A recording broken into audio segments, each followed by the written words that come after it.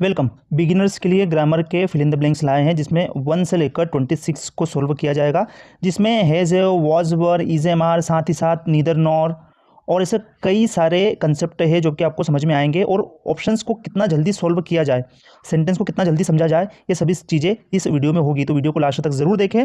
पहला सेंटेंस देखिए, neither my brother nor I broken the mirror. मतलब यहाँ पे मिरर तोड़ दिया गया है, लेकिन बोला जा रहा है कि ना तो मेरे भाई ने ना मैंने मिरर तोड़ा है।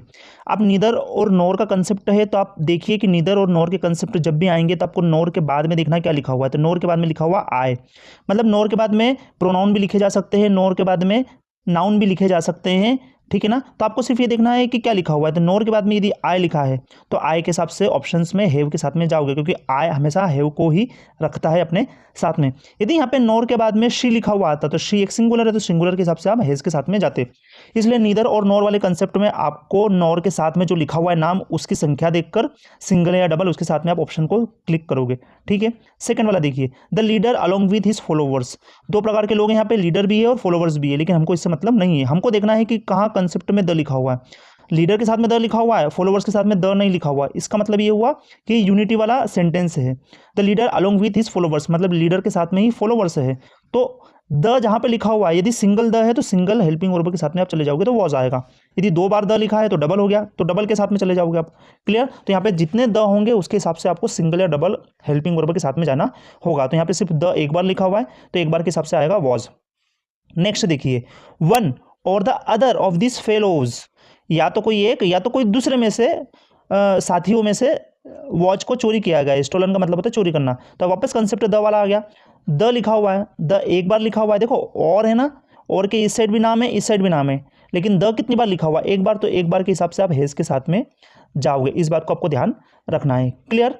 द वाले कंसेप्ट पे हम आए हैं। फिजिक्स, यहाँ पर कंसेप्ट ये दिया गया है कि सब्जेक्ट में एस या एस दिख रहा है आपको, पढ़ते समय फिजिक्स बोल रहे हो आप, तो कंसेप्ट में आपको परेशान किया गया है कि ये जब एस लिखा तो व्यक्ति क्या डबल हेल्पिंग वर्ब के साथ में जाएगा, लेकिन ऐसा नहीं है। फिजिक्स क्या एक सब्जेक्ट है, एक के हिसाब से आप इज के साथ में जाओगे, आगे देखने की जरूरत ही नहीं है। Physics is not a difficult subject, तो इज आएगा, आर नहीं आएगा। आर कब आता है, जब दो सब्जेक्ट होते हैं, फिजिक्स एंड मैथ्स। क्लियर। तो यहाँ पे फिजिक्स एक सब्जेक्ट है, एक सब्जेक्ट के हिसाब से इज के साथ में आप जाओगे।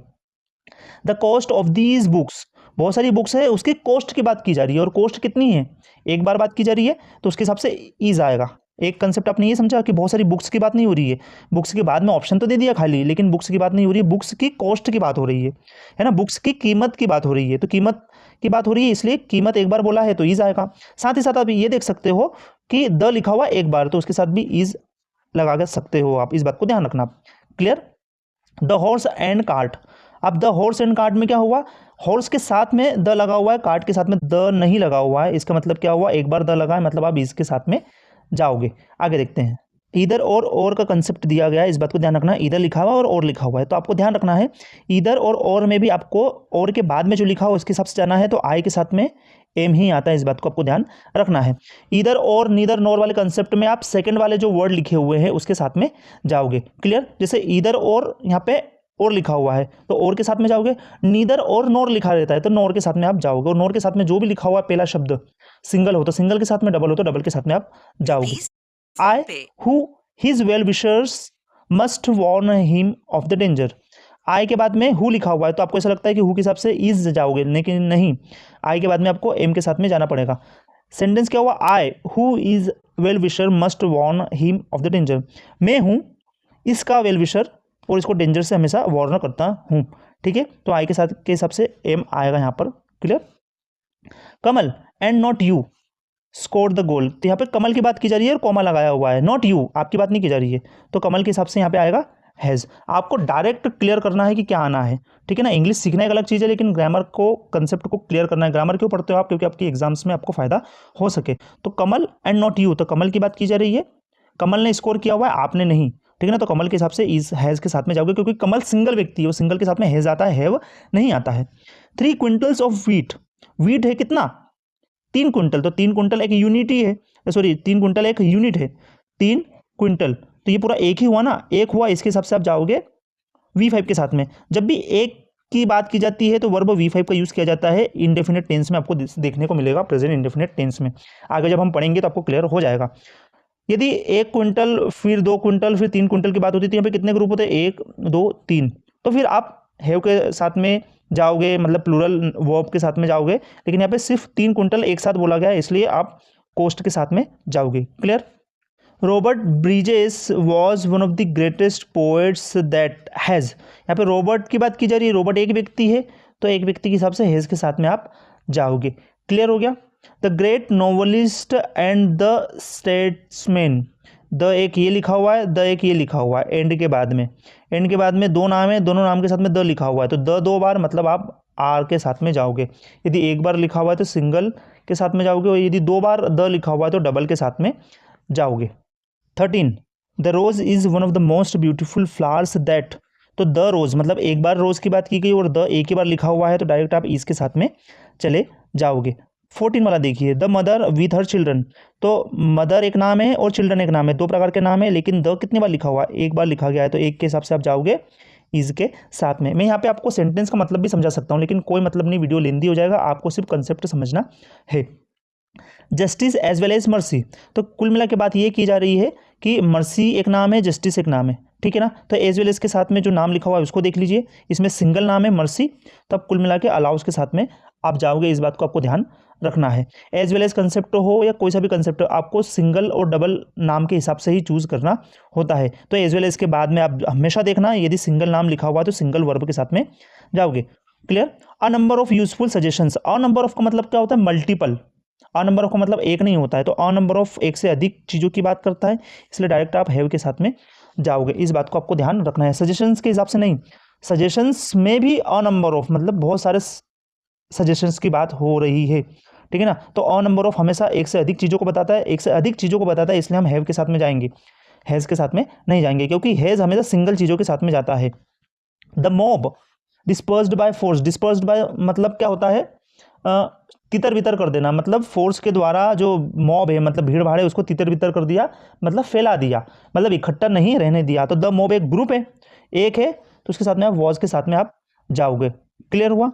द डेकोइड एंड मर्डरर, अब देखिए यहाँ पे द वाला कंसेप्ट वापस आ गया, एंड के बाद में एक नाम है, एंड के पहले एक नाम है, तो एक बार द लिखा हुआ तो एक बार के हिसाब से हेज के साथ में आप जाओगे। आगे बढ़ते हैं, द डेकोइड वाला पढ़ लिया था। नीदर प्रेज नॉर ब्लेम, देखो नीदर नॉर कंसेप्ट आ गया है, नॉर के बाद में एक वर्ड लिखा हुआ है, सिंगल है, ठीक है ना, सिंगल नाम है, तो सिंगल के नाम से सीम सी के साथ में जाओगे, इस बात को ध्यान रखना। ये सीम्स और सीम क्या है, ये प्रेजेंट इंडेफिनिट में आपको देखने को मिलेगा, जिस दिन पढ़ाएंगे उस दिन आपको समझ में आएगा, और यदि आपका भी नॉलेज है तो आप समझ सकते हो कि V5 और V1 क्या होता है। V5 हमेशा सिंगल नाम के साथ में जाता है और V1 हमेशा डबल नाम के साथ में जाता है, इसलिए आप हमेशा बोलते हो आई गो और she goes.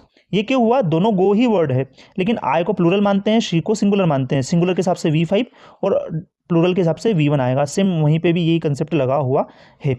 Each boy and girl, each वाले कंसेप्ट में हमेशा आपको सिंगल के साथ में जाना होता है, तो आप वॉज के साथ में जाओगे, जहां पर भी ईच लिखा हुआ है आप वॉज के साथ में जाओगे। प्रत्येक प्रत्येक लड़का प्रत्येक लड़की मतलब एक एक की बात हो रही है, तो एक के हिसाब से वॉज के साथ में ही जाओगे। द फर्स्ट इनिंग्स, ये जो इनिंग्स है ना, ये आपको कंफ्यूज कर सकता है। इनिंग्स जो वर्ड है ये सिंगुलर भी यूज होता है और प्लूरल भी यूज होता है, इस बात को आपको ध्यान रखना। The first innings played out by lunch time, the first innings played out by lunch time, तो वॉज के साथ में आप जाओगे।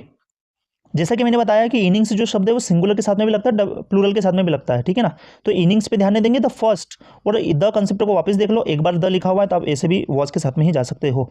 वापस नीदर कंसेप्ट आ गया, नीदर शी नॉर आई, तो आई के साथ में जो लगता है वो लगा दो, तो आई के साथ में वर्ड तो नहीं लगता, वॉज लगता है, तो वॉज के साथ में आप जाओगे। क्यों, क्योंकि नॉर के बाद में जो भी लिखा हुआ है उस नाम के हिसाब से ही वर्ब का चूज करोगे, और आई के साथ में हमेशा वॉज होता है, वर्ब नहीं आता है, इस बात को आपको ध्यान रखना है।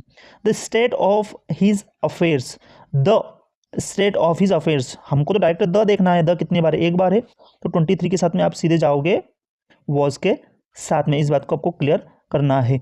विल आ सकता है लेकिन विल कंफ्यूज करता है, इसलिए वॉज और वर्ब में ही ध्यान देंगे, तो वॉज के साथ में आप जाओगे। 10 माइल्स 24 वाला, 10 miles a long distance, 10 miles पूरा साथ में बोला है, अलग अलग नहीं बोला कि 2 माइल्स फिर 5 माइल्स फिर 3 माइल्स, ऐसा नहीं बोला, डायरेक्ट 10 एक बार में बोला है। एक बार में बोला मतलब एक यूनिट, माइल्स पे मत ध्यान दो, 10 पे ध्यान दो, एक बार ही बोला है ना, तो उसके हिसाब से आप जाओगे सिंगल के साथ में, और 24 का सिंगल क्या है इसमें, ईजी आएगा। 10 miles is a long distance. आपको माइल्स लग रहा होगा कि आर लगाओ, लेकिन ऐसा नहीं है। यदि 2 फिर 3 उसके बाद में 5 बोलते हैं तो होता 10 ही है ये, लेकिन 3 बार बोला इसलिए आर के साथ में जाना है, लेकिन 10 एक बार में बोल दिया इसलिए आपको सिंगल वर्ब के साथ में जाना होगा। The jury divided in their opinion, divide हो गई है। ज्यूरी जो वर्ड है ये सिंगल वर्ब के साथ में यूज भी होता है और डबल वर्ब के साथ में भी यूज होता है, मतलब प्लूरल के साथ में भी यूज होगा, सिंगुलर के साथ में भी यूज होगा। लेकिन यहाँ पे जो ज्यूरी है वो डिवाइड हो चुकी है, डिवाइड हो गई है उनके ओपिनियंस में, डिवाइड हो गए मतलब कम से कम 2 लोग हो गए, 2 ग्रुप बन गए, 2 ग्रुप के हिसाब से आप वर्ग के साथ में जाओगे। मेरे पिछले वीडियो में द ज्यूरी वाला कंसेप्ट था, उसमें वॉज आया था क्योंकि वहाँ पे डिवाइडेड नहीं थी, साथ में थी ज्यूरी, साथ में थी तो एक ग्रुप बन गया, एक ग्रुप के हिसाब से सिंगल वर्ब। यहाँ पे डबल ग्रुप बन गए, 2 बन गए, इसलिए आपको यहाँ पर प्लूरल वर्ब के साथ में जाना होगा। तो प्लूरल वर्ब क्या है? वर है। One of the pictures very beautiful, यहाँ पे one of the pictures very beautiful, तो पिक्चर्स में से कोई सी एक पिक्चर की बात हो रही है, 1 लिखा हुआ है तो 1 के हिसाब से इज के साथ में जाओगे। तो ये हमने 1 से लेकर 26 कंसेप्ट को समझा, जिसमें बहुत आपको सीखने को मिला होगा। मैंने यहाँ पर सेंटेंस के मतलब नहीं बताए हिंदी में, उसका कारण क्या था कि यदि किसी बच्चे को नहीं इंग्लिश आती है समझ में, तो इसका मतलब क्या वो ग्रामर नहीं समझ सकता है। कंसेप्ट को ध्यान में रखो और आगे बढ़ते जाओ। मिलते हैं नेक्स्ट वीडियो में किसी नेक्स्ट कंसेप्ट के साथ में। Bye for now. यदि आप नए हो तो जरूर चैनल को सब्सक्राइब करना, लाइक करना और शेयर करना, जिससे दूसरे को भी मदद मिल सके। Bye for now.